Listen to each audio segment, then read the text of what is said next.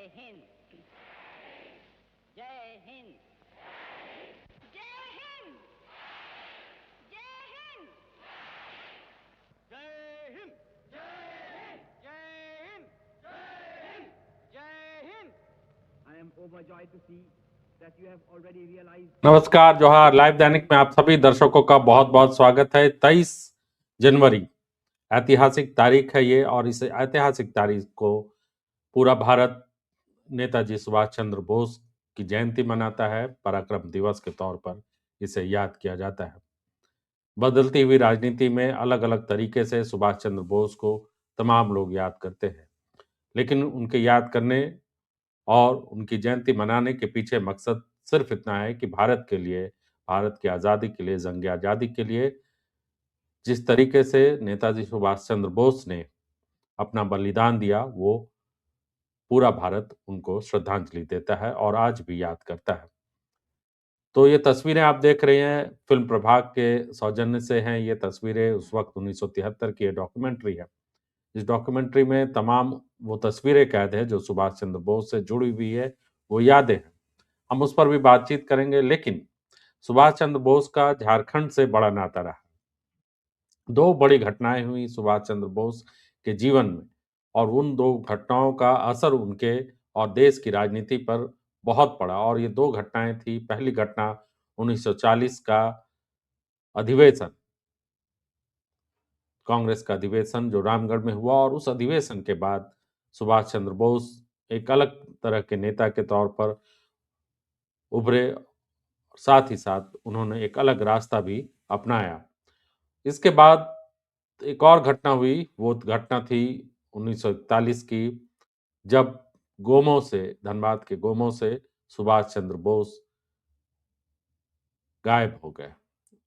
अंग्रेजों को धोखा देते हुए, अंग्रेजों को की आंखों में एक तरीके से धोखा देते हुए वो काबुल पहुंच गए, और उसके बाद से उनकी जो यात्रा थी वो फिर कभी वापस भारत नहीं आ पाए, और वो भारत से बाहर ही भारत की आज़ादी के लिए जंग लड़ते रहे, चाहे वो जर्मनी हो, रसिया हो, या फिर इटली, या फिर जापान, सिंगापुर, तमाम देशों के में वो भारतीयों को और भारत की आज़ादी के लिए सेना की तैयारी करते रहे, बनाते रहे, आईएनए तैयार किया उन्होंने, और तमाम जो चीज़ें हैं वो हम यहाँ पर अपने दर्शकों को, और ख़ास तौर से रामगढ़ और गोमो की जो घटना है वो बहुत याद करने के लिए, और सुभाष चंद्र बोस का जो जुड़ाव रहा झारखंड से, हालांकि उस वक्त झारखंड एक अलग राज्य नहीं था, बिहार में संयुक्त बिहार था, और अ, फिर भी झारखंड के लिए, इस महान नेता के लिए एक बड़ा एक अलग तरीके का यहाँ पर क्रेज है, संस्मरण है उनके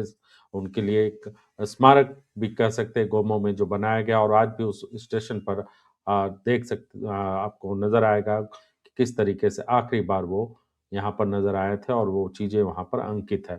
तो गोमो में जो घटना हुई वो हम बताएंगे आपको, और साथ ही साथ उन्होंने किस तरीके से अपना नाम बदलते हुए एक मुस्लिम मौलवी टीचर, मौलवी के तौर पर विदेश गए, काबुल गए, और फिर वहाँ से दूसरे देशों में, चाहे वो रूस हो या फिर जर्मनी या इटली, वहाँ पर लगातार हिटलर से लेकर और दूसरे बड़े-बड़े नेताओं के उ उस दौर में संपर्क में रहे। तो गोमो की घटना क्या थी, वो हम अपने दर्शकों को याद ज़रूर दिलाना चाहेंगे। झारखंड के लिए एक बहुत महत्वपूर्ण तारीख है ये।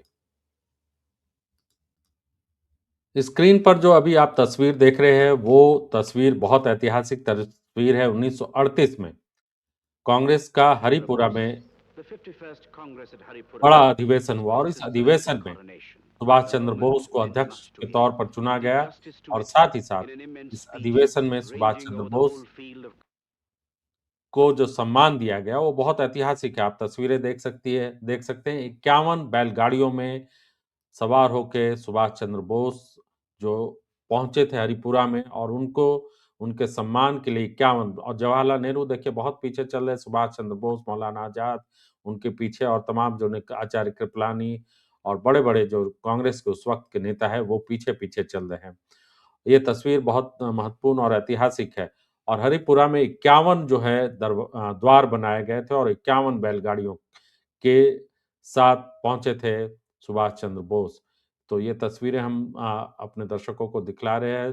ये फ़िल्म प्रभाग के सौजन्य से है और 1938 में ये अधिवेशन हुआ था और 51वां अधिवेशन था कांग्रेस का हरिपुरा में। और इसके बाद से सुभाष चंद्र बोस लगातार जो है उनकी अ, कांग्रेस के दूसरे नेताओं, खास तौर से महात्मा गांधी के साथ उनकी अनबन सब जानते हैं, ऐतिहासिक तथ्य है किस तरीके से महात्मा गांधी के साथ उनकी अनबन होती रही और महात्मा गांधी नहीं चाहते थे कि सुभाष चंद्र बोस के हाथों कांग्रेस की कमान जाए। हालाँकि दोनों के बीच में पत्राचार होता रहा, वैचारिक मतभेद जबरदस्त था, लेकिन सम्मान में कोई कमी नहीं थी। ये ऐतिहासिक बात है और त तथ्यात्मक इसमें बात बोस और गांधी ने एक-दूसरे को पत्राचार भी किया, चिट्ठियाँ भी लिखी और कांग्रेस कार्य समिति में उनके जो दूसरे सहयोगी जो थे, उनके साथ बोस का काम करना बड़ा मुश्किल हो गया और जिसकी वजह से In जो 1939, अ, Bose कह sought सकते हैं election as कि दोनों Congress president at Tripoli, Congress के was जो successful, a, and entered his second दूसरे term जो of नेता office. थे, खास तौर से महात्मा But he गांधी के had जो come to the समर्थक थे और parting of ways. Subhash Chandra Bose के, दोनों के Differences बीच में with बहुत Mahatma ज़्यादा Gandhi were अलगाव becoming too की severe स्थिति for आ him गई, to reach his जिसके बाद defense. For there was no forward block की compromise स्थापना post उन्होंने 300. की The और political वामपंथी wasteland समूह was उनको L-shaped between जो है good and वो dark. माना जाता है He was forward block essentially a man और of अभी भी action, फॉरवर्ड ब्लॉक को याद wanted किया to जाता force है। the issue हालाँकि of उनकी Indian party independence with the British जो at है last. आगे आने वाले दिनों में बहुत राजनीतिक Such तौर a से man सफल नहीं हुई, लेकिन was जिस born तरीके on the से morning of February क्रांतिकारी तौर पर 2nd, कह सकते हैं कि उनकी पार्टी ने जो काम 1897. किया वो इतिहास में आज भी उनको याद किया जाता है और फॉरवर्ड ब्लॉक ने भारत की आज़ादी में जो योगदान दिया वो बहुत कह सकते हैं कि Subhash महत्वपूर्ण है। तो सुभाष चंद्र बोस जो कांग्रेस के लोकतांत्रिक प्रक्रिया में was जिस तरीके influenced से by उनको Swami उनके Vivekananda's खिलाफ free अभियान service चलाया गया है, society, उनके खिलाफ and जो particularly जिस तरह the से Mother India. In his Mahatma boyhood, Gandhi और दूसरे he जो नेता scouted थे, many Mother वो paths, विरोध पे उतरे। great उससे teachers, उन्होंने एक instilled in तरीके से people कहा कि कांग्रेस को the virtues of जर्मनी में honesty Adolf and Hitler steadfastness a towards duty. जैसे शासन जो है वो पसंद है। Personality, ये हिटलर बयान जो trustworthy, है ये his mind सुभाष turning चंद्र like बोस ने steel, कहा। in a precocious और concern जुलाई for the 1939 में कांग्रेस के एक self-control निर्णय के of the विरोध में उन्होंने civil army. देशव्यापी प्रदर्शन की अपील भी But की और इसका politics बड़ा was असर his हुआ congenial और ये subject. बहुत बड़ी चुनौती थी। Though he कांग्रेस ने refused उनको to 3 yield साल and के लिए missed निलंबित भी कर दिया। फिर what 1940 seemed में a quick रामगढ़ में promotion for अधिवेशन हुआ। suffering रामगढ़ यानी Britain. अभी The झारखंड conflict में जो was एक between जिला है mystic और and बड़ा man of action. ऐतिहासिक और महात्मा गांधी भी यहाँ पर आए थे और रामगढ़ में बहुत ऐतिहासिक Professor अधिवेशन था ये। Samar Guha और यहीं पर जो जी फर्स्ट समझौता विरोधी सम्मेलन भी हुआ, गीता जी जिसमें प्लीज तत्काल अखिल भारतीय अभी स्वतंत्रता डिस्कशन संग्राम इन करने का आह्वान भी किया गया। गीता जी हैज बीन वो एक्सप्लेन इस वेरी वेल सम्मेलन में पहुंचे थे, विचार-विमर्श एज अ में अपना ग्रेटेस्ट रेवोल्यूशन समर्थन दिया और 2 जुलाई 1940 को typical hero of our Kolkata में जन प्रदर्शन में बट ही की वजह से उनको गिरफ्तार इन इज इन करके सेल्फ जेल भेज दिया गया। और इसी दौरान जो है नॉट कह इन सकते हैं पॉलिटिक्स कि tried to be जो launched against Britain for Indian द्वितीय independence. विश्व युद्ध छिड़ गया और द्वितीय विश्व युद्ध की Rashtrapati वजह से was declared. जो सबसे जो ज़रूरी जो कह सकते हैं कि जो चीज़ थी ब्रिटेन के लिए कि अपनी सुरक्षा और साथ ही साथ हिटलर का जो असर था उसको लेकर पूरी दुनिया में असर पड़ा। और इसी दौरान सुभाष चंद्र बोस ने ऐलान कर दिया जेल में ही कि उनको या तो जेल से छोड़ा जाए या फिर वो जेल में ही मौत को गले लगा लेंगे। तो इसके बाद अनशन उन्होंने किया, बहुत गंभीर स्थिति उनकी हो गई थी जेल में। बाद में अंग्रेज़ों ने 5 दिसंबर 1940 को रिहा कर दिया, घर जाने में की इजाज़त तो दे दी, लेकिन नज़रबंद कर दिया। बोस ने शुरुआत में शांतिपूर्ण स्वास्थ्य लाभ तो लिया, लेकिन कुछ समय एकांत में चले गए।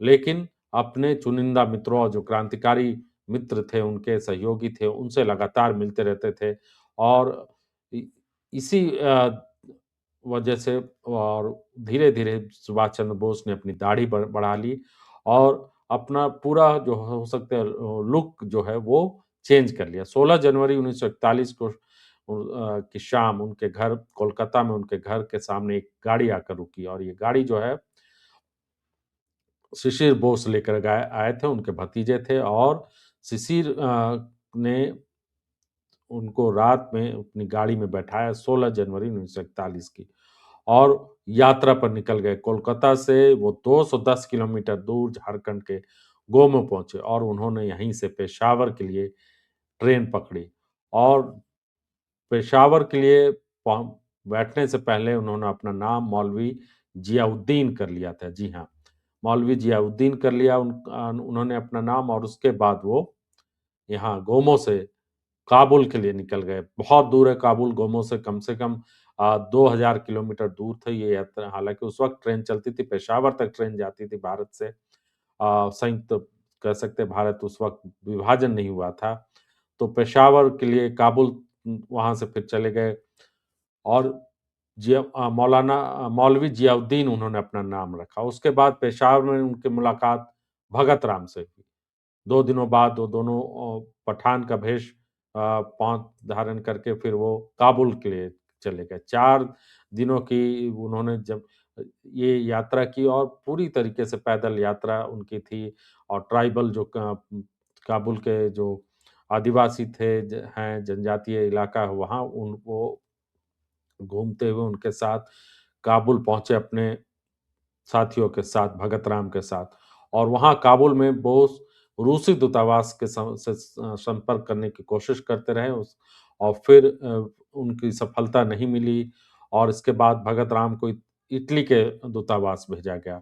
यहाँ पर कोशिश उनकी कामयाब रही और फिर इटली ने बोस को भरोसा दिया है कि पासपोर्ट दिया जाएगा जिससे वो अफ़गानिस्तान से बाहर आए। और कई अब सप्ताह लगे औपचारिकताएँ पूरा होने में, पासपोर्ट बनने में और इसी बीच सराय में उनकी लंबी मौजूदगी से जहाँ पर वो ठहरे हुए थे लोगों को शक होने लगा।